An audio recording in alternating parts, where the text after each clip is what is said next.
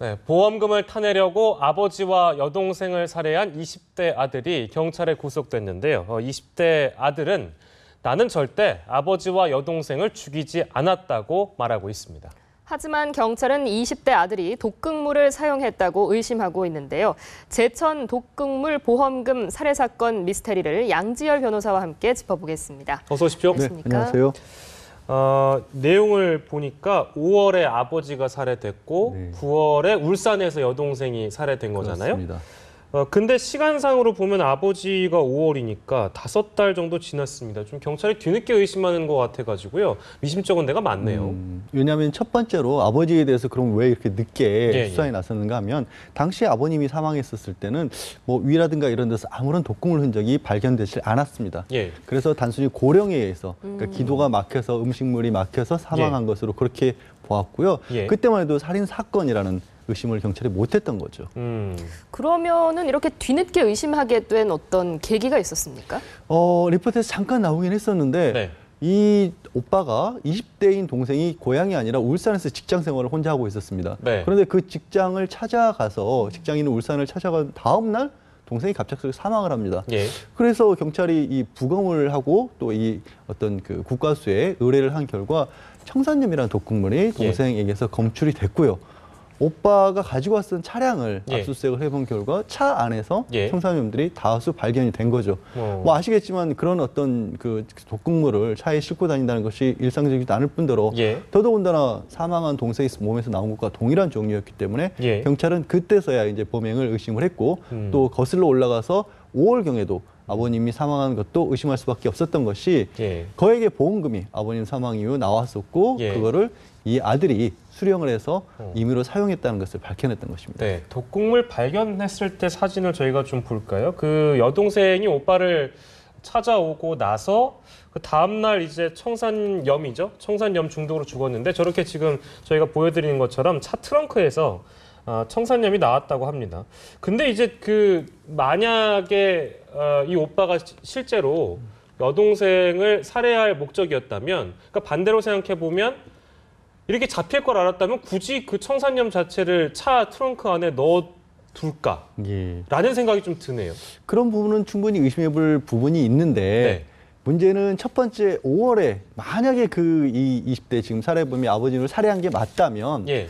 아버님을 그렇게 살해했을 때 아무런 흔적도 걸리질 않고 넘어갔죠. 네. 그러니까 자연스럽게 이 사람 같은 이 피의자 같은 경우에는 이번에도 그렇게 무사히 넘어갈 수 있을 것이라는 생각을 했을 수도 있고요. 연결지어서. 그렇죠. 한번 이제 성공했던 사례가 있기 때문에. 네. 두 번째는 뭐냐면 생각보다 그러니까 살인이라고 하는 범죄가 굉장히 무서운 범죄죠. 예. 그거를 우리가 영화나 뭐 드라마 속 소설 속에서는 치밀한 범인들을 쉽게 만날 수가 있지만 네. 현실에서 저지르는 범인들을 보면은 네네. 그렇게 치밀하지 못한 경우들이 많습니다. 본인은 본인 입장에서 치밀하다고 생각하는데 네. 의외의 곳에서 맹점을 보여서 쉽게 검거가 되는 경우들이 또 아주 많습니다. 예, 예.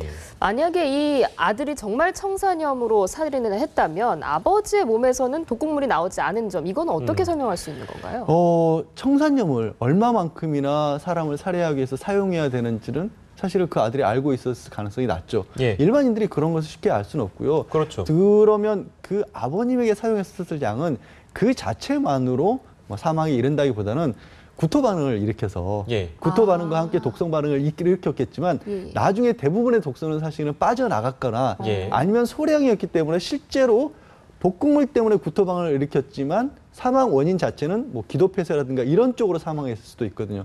그러면 그 토에 난 토사물 같은 것을 치워버렸을 경우에는 이거는 나중에는 검출이 안 될 수가 있죠. 이 청산염이라는 게 그러면은 이런 살인 사건에 많이 등장하는 독극 물질인가요? 청산염이 보통 이제 청산가리라는 표현을 예. 많이 예. 쓰지 않습니까? 이게 굉장히 많이 나오고 어떻게 보면 이 우리 방송에서조차도 그냥 청산염이라는 말을 가리지 않고 쓸 만큼 흔해져 버렸거든요. 예. 여러 가지 이유를 생각해 볼 수 있는데 약품 자체를 놓고 보면 굉장히 소량으로도 사람이 빠른 속도의 사망에 이릅니다.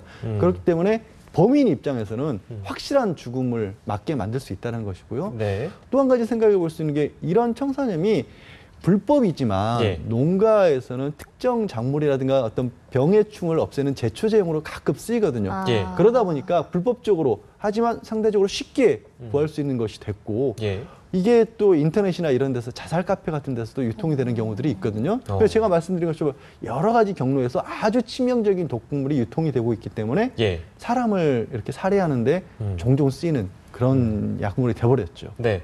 근데 그 아들이 지난 5월에 아버지가 죽고 나서 보험금 타가지고 이거 도박빚 갚는 데 썼다 그랬잖아요. 예. 근데 기사를 보니까 여동생의 보험금은 어머니 앞으로 돼 있습니다. 예.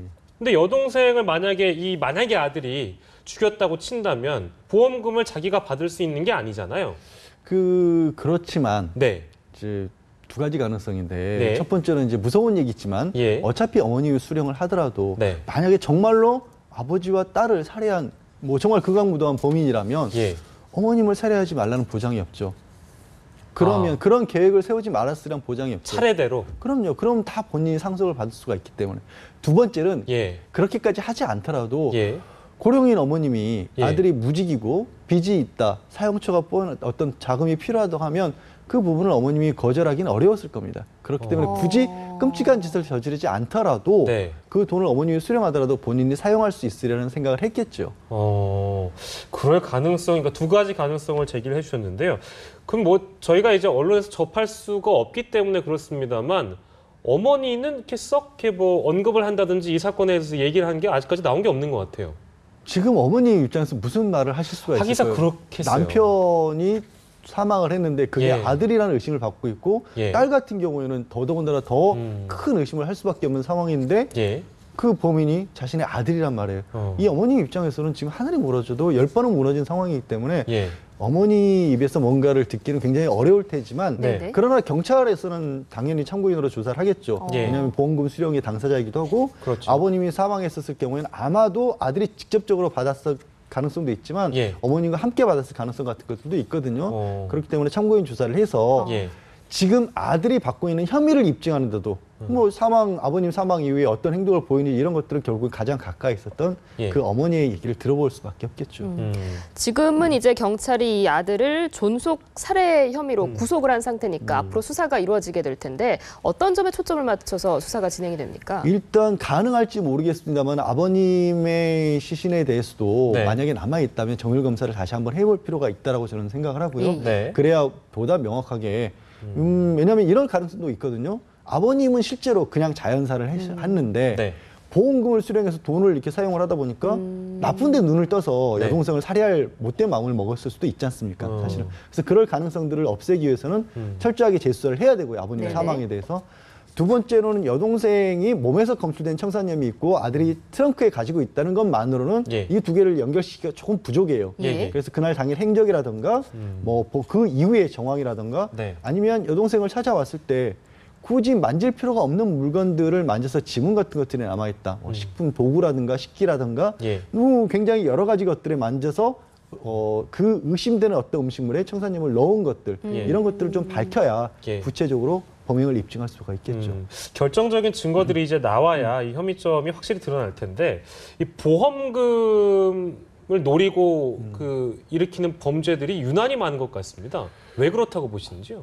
보험금이 자체가 예. 우리 법적으로 얘기할 때 우연성이 기대고 있기도 하지만 예. 도박성이 있다는 얘기를 합니다. 도박성이요? 애초에. 그리고 범죄를 유발할 수 있는 가능성이 높아서 네. 그래서 보험에 대해서는 법적으로도 상한을 두는 것이 어떤지는 노는 게 끊임없이 일어나는 겁니다. 사람이라고 하는 것은 강력범죄에 정말 19 정도는 예. 경제적인 동기가 가장 크거든요.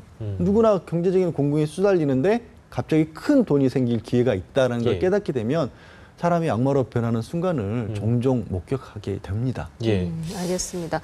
보험금을 노린 친족 사례에 대해서 짚어봤는데요. 관련해서 좀 법적인 보완 장치도 필요하다 이런 지적까지도 해주셨습니다. 지금까지 양지열 변호사였습니다. 고맙습니다. 고맙습니다.